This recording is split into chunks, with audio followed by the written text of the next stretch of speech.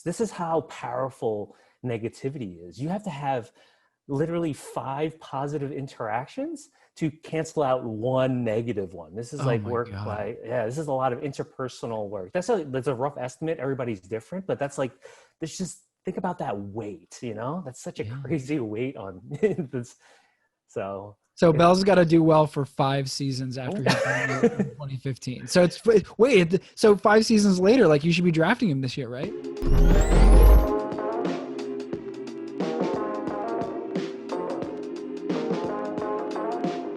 Ahoy, ahoy. Welcome to Head Games, the science and psychology of sports. I'm Dr. Bret Levine, joined with a special co-host today, our good friend, Dr. Thomas Chan. Dr. Chan is a professor of gerontology at Cal State Northridge. T. Chan, what's up? Hello, Bret. How's it going? Good, dude. Good. Nice to see you. How's things? Yeah, acceptable. And or I should just say meh, because the semester just started. Right. Life was so good in the summer. Yeah. COVID. A brave new world. Yes. Well, thank you for filling in for Ben. I think Ben's drafting one of his 27 different fantasy football teams. He's unavailable. Speaking of which, that's going to be the theme of today's episode. We're talking psychology and fantasy football. So we're going to go over some topics. We're going to talk about how psychology can either help or hurt you in drafting your fantasy football team. News. Do we have any news? The only news that I have is that football is obviously back. It's coming up this week. And therefore this weekend is like it's Labor Day weekend. It's the big fantasy football draft weekend. So we thought, hey, let's talk psychology and fantasy football. So here's how this is going to work. Like I said, we're going to talk about 3 topics, and we'll bring them up, and then we'll give you some guys that are related to that topic, and tell you how it can help you or it can hurt you. I think if you're sort of like under the influence, I guess you could say, of some of these different topics. So I will pass it off to Dr. Chan, and he can intro the first topic. He'll give some examples of some players he's looking at, and then I will follow up. Yeah, thanks, Bret. Yeah, so first thing that everybody falls into a pitfall, including me, and I actually won my first fantasy football championship after 20 years of playing it, because I recognize this in myself. It's called the negativity bias. We as humans, we focus more on the negative than the positive or the potentials. So somebody burns you. Let's say, so for me, like an example would be Le'Veon Bell in 2014, right? He's a Jet now, of course, right? He's just haunting me always because I'm a Jet fan. But he had a monster 2014, and I drafted him in 2015, and then he got hurt. And I hated that. He ruined my season. I was like the cornerstone. And subsequent years, he did awesome, but I didn't draft him again, even though I had really great value picks in the subsequent years in 2016 and 17 to get him. Nobody, I didn't pick him because I have this negativity bias against him. And we all have these people that have burned us, through your fantasy drafting career. So we put more weight. Usually it's 4-to-1 or 5-to-1 ratio on the negatives than the positives. Why are we such a negative species? Is that based on survival? Yeah, I think so. We're more risk adverse in general, Well, this also goes to relationships. This is how powerful negativity is. You have to have literally 5 positive interactions to cancel out 1 negative one. This is this is a lot of interpersonal work. That's a rough estimate. Everybody's different, but think about that weight, That's such a crazy weight on this. So Bell's got to do well for 5 seasons after he's done in 2015. So 5 seasons later, like, you should be drafting him this year, right? Oh my God! Even though he's a Jet, and I should be drafting him. Yeah, and I thought about it. Maybe that's why I started to think about it. I healed a little bit, but he still sucks, man. All right, so the rule is, I guess for Le'Veon Bell, is that don't let the past burn you. If a guy's good this year, if it's Bell, and your notes are there and you want him, go get him. Anybody else? Yeah. So similar, so another running back would be Todd Gurley, right? In 2015, he looks like an amazing rookie, right? And again, I drafted him in 2016 and he burned me, and in a bunch of leagues he burned me. And in the subsequent years, I didn't pick him up. Even the same thing, he comes down to you, and you have that decision. Would you like, oh wow, he's such a good value, and you just don't take him. And I still have that, and I still have him in my mind as somebody who kind of screwed me over that year. Yeah. But that negativity bias, literally, even though it got down to me and had that value pick, Yep. I didn't do it because of that. It's a very psychological thing, Yeah. Yeah. I got two guys and they're both Rams, and they didn't burn me so bad, but I felt scorned on some level. The first one is Robert Woods. So so this is last year, by the way. This is 2019 season. He had a pretty good 2018, if I recall. And he's burning me most of the year. He's averaging like 7.9 fantasy points per game. And from he's a wide receiver 2-ish, I guess, on the Rams last year. But you'd expect a little bit more. And he wasn't having great games. He had like one TD. And the Rams like shifted their scheme up or something like that. And it was weird. Like Cooper Kupp was having a great year. Killing it, yes. Like McVay messed around with things. And then, so right before they messed with the scheme, I trade Robert Woods.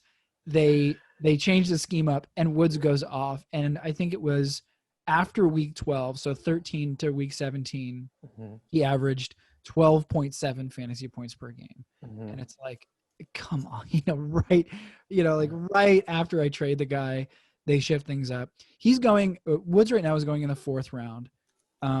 And people are still like, I think people are excited about him. I think he's fairly priced. But for me, I'm just like, I don't want to draft him. He burnt me so bad. I don't want to do it.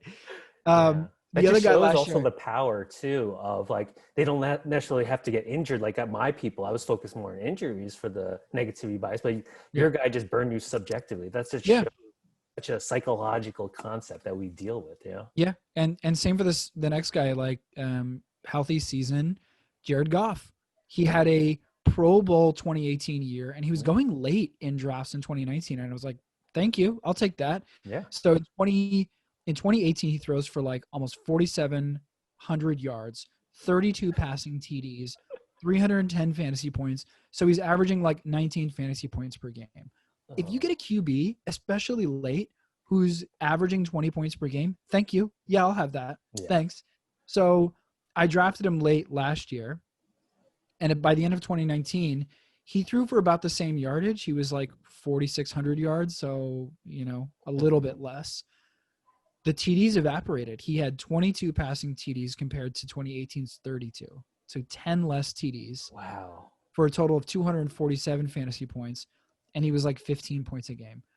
It's 5 points, which like you can say, what's 5 points? But like that's on average. And if a QB is averaging 15 a game versus like almost 20, or I guess that's 4 points. It's not 5. But if you can get a QB who averages like 20 points a game and you don't have to worry about it, hell yeah. But like 15 is like, I could probably stream somebody who's probably a little bit better than this. You could 100% stream somebody. Yeah. But I'm burned. Right. And like, here he is again. He had, he had a good 2018. He had I guess a down year in 2019. Gurley's gone. They've got this, young running back. The team is more or less the same. They lost Cooks, but he wasn't a big factor in the offense. I'm hoping he regresses back, but like he burned me so bad. I don't know if I want to draft him. Yeah. I want to do it. That's just these things, these scars, we have to just get over them, I guess, right? To make it more objective. Yeah. He's got to do me right for 5 years before I draft him again, I guess. So Jared Goff, 2025, you're on my fantasy team. I'll take, so that's negativity bias. I'll take the next one, which is also a bias. And it's one that, I hear a lot. I hear a lot in like the fantasy realm, both football, baseball, you name it, even just in sports in general. And it's pretty common. And I think it's also like really easily understood. It's called recency bias. And it's exactly what you would expect it to mean. It's basically this idea that you're going to remember something that has happened recently as compared to something that hasn't happened. And maybe that's just how our memories are built as humans, but like you always remember what a guy did in the previous week compared to like what he did like 5 weeks ago, or you remember what he did last season compared to 2 seasons ago. Here I am, and this is a negativity bias, but like I'm looking at Jared Goff being like, wow, he kind of burned me in 2019, and I'm not looking farther back in like 2018 when he had like a Pro Bowl season. So we are recency bias. And I think what also contributes to recency bias is that the best predictor for future behavior is past behavior. So we're not wrong to look back and be like, well, this guy had a great week 7. I think he's going to be, I'm going to ride him, like put him on the team. He's going to maybe have a great week 8, right? Or he had a great rookie season in 2019. I'm going to draft him this year. So it's hard to kind of, this one's tough. Because I think it's fair to say that like recency bias should be understood, but it can burn you.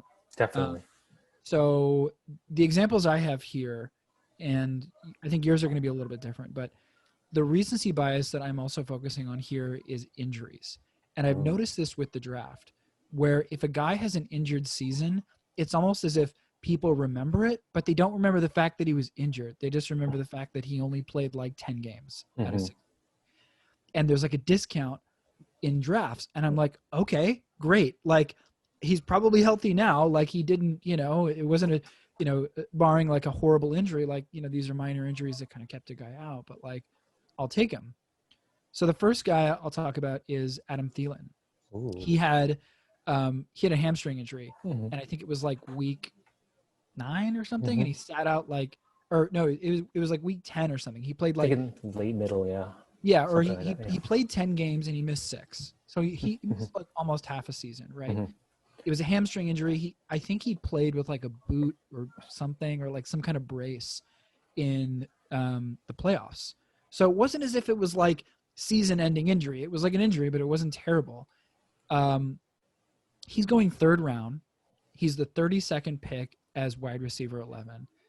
Let me take a step back and get out of recency bias and talk about his 2018, where he ranked 4th overall with 113 receptions, bested only by Michael Thomas, Zach Ertz, DeAndre Hopkins. Wow. In 2018, he had more receptions than Julio Jones and Devontae Adams. He's going to be a target machine. So you're going to give him to me in the 3rd round? Yes, please. Thank you.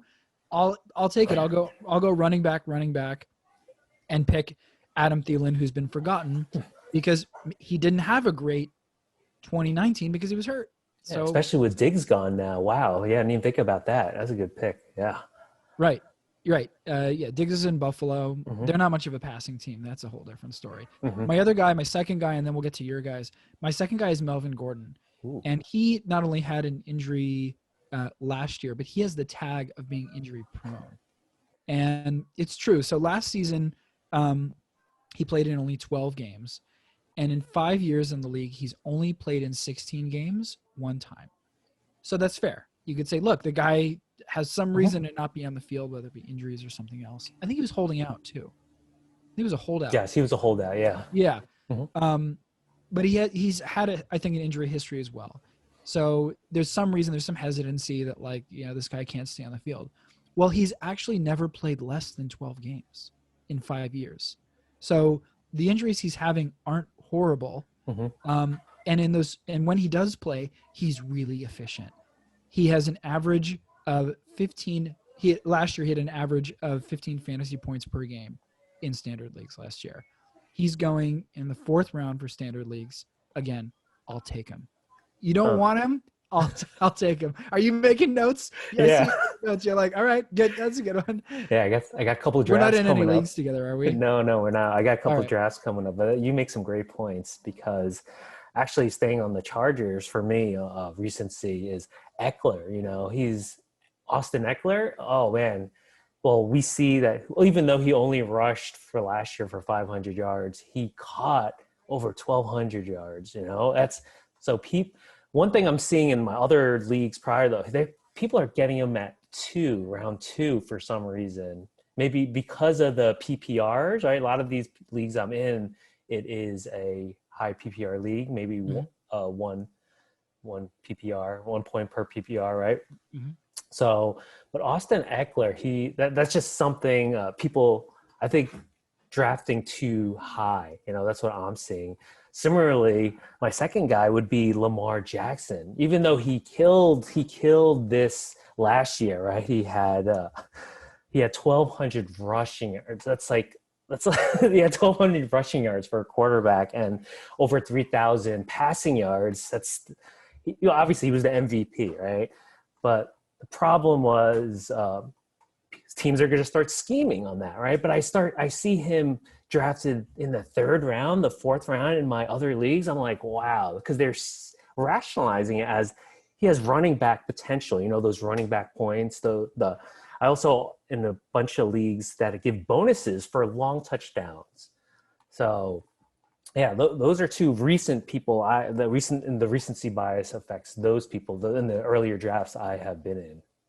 That's fair. I mean, I got to push back on the Ekeler one though. I think what's interesting is that especially for PPR leagues, he's like an asset because the guy catches a lot of passes, and does the running. And now that Melvin Gordon's gone, he's taking the bulk of the duties. But last year, his rushing yards per attempt were 4.2. And over the last 3 years, he's been in the league since 2017. So 17, 18, and 19. His average is 4.8. And in 2018, he averaged just over 5 yards. So if he can get to his average, which is closer to 5, and he has full-time duties, and you're playing in a PPR league, I don't mind taking him in the second round. I don't know. Really? Oh, I don't know. I just see him as like was that Washington running back, Chris Thomas, right? Oh, he reminded me of Ekeler. He had these Sports Center highlights, like crossing across the field, right? And making these crazy runs, almost like a Barry Sanders, but he never panned out when he became an everyday back, when he had those opportunities. So I don't know if I see that for Ekeler. Yeah. But I guess the only time will tell, yeah. That's right. Yeah. This is being archived on the internet. Yeah. Recency bias. we could do some confirmatory bias. If I'm right, I'll just be like, hey, Bret, look at that, Point it out. See? Yeah, exactly. Yeah.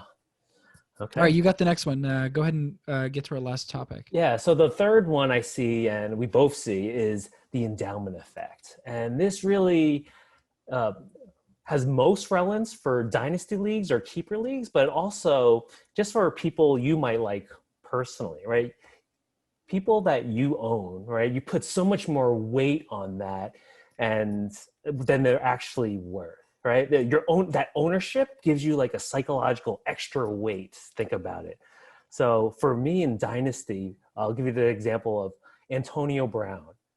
I owned him and have owned him. I drafted him I've had him for 5 years. And at some point, 2 years ago, I was offered three actually first round picks. And those are huge in Dynasty leagues.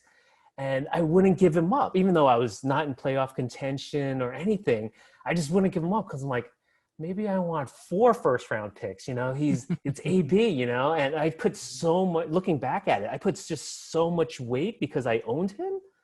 It was just like, wow, it wasn't worth it, right? So we all have this tendency to put so much weight on what we own. Unfortunately, I did the same thing for Jimmy Graham.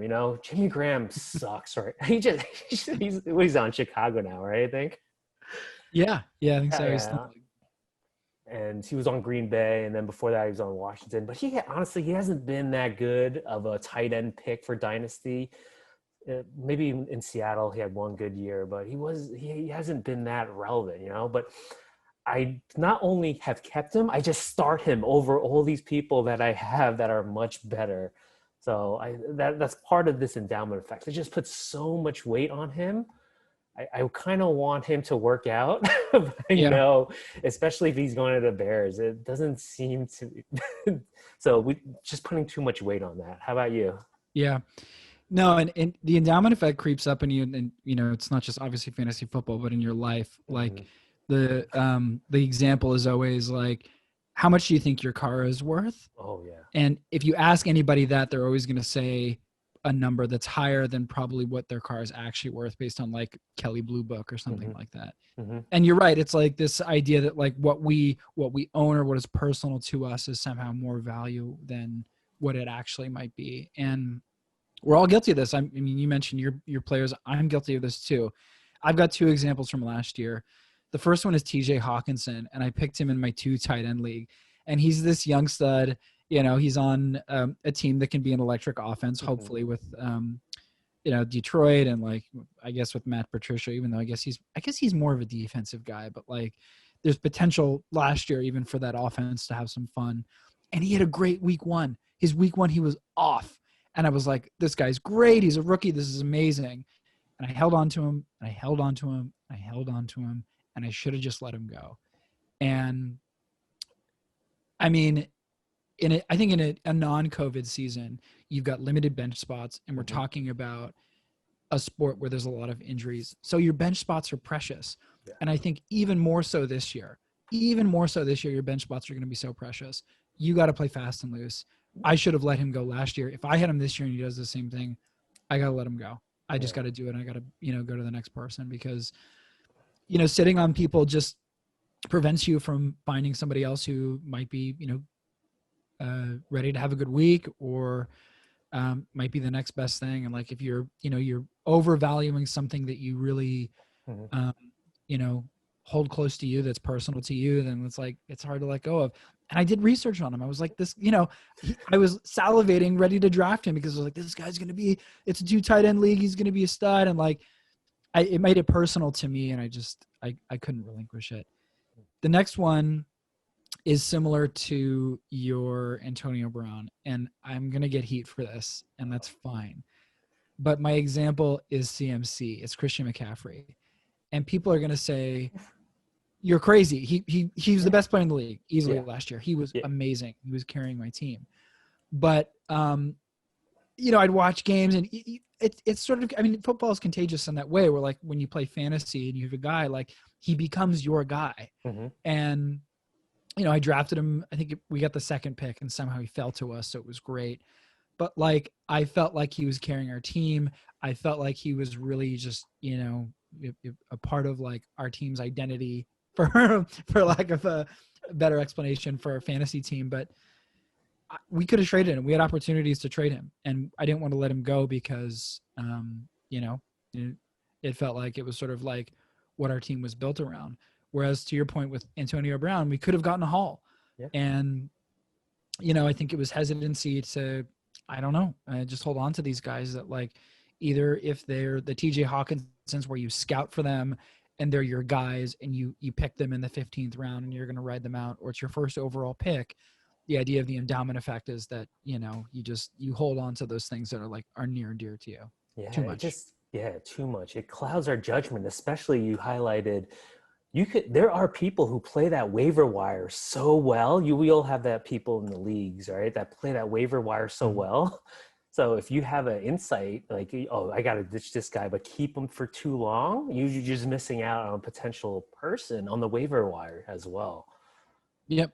No, that's it. It's like, if you're better off like releasing a guy, then like, it's opportunities that you're missing out on because you're stubborn enough to say like, no, I did all this research on him. I know he did well in college or what, he had a great year last year, right? You explain it with like recency bias or something like that. And it's like, you got to look past it. I think these are all, and the reason we bring these up, and we said this in the beginning, is that either they can help you or they can hurt you. They can hurt you if you're not aware of these things as they're going on. Like if you're not aware of the fact that like the endowment effect is going on and you're holding on to TJ Hawkinson or somebody, it's going to hurt you. But you can also use it to your advantage by thinking that other people are going to behave that way. That like there is not necessarily like maybe there's some haters out there in terms of like negativity around a certain player because he had a down year last year, or if it was injury related or whatever it was, like my example of like Adam Thielen.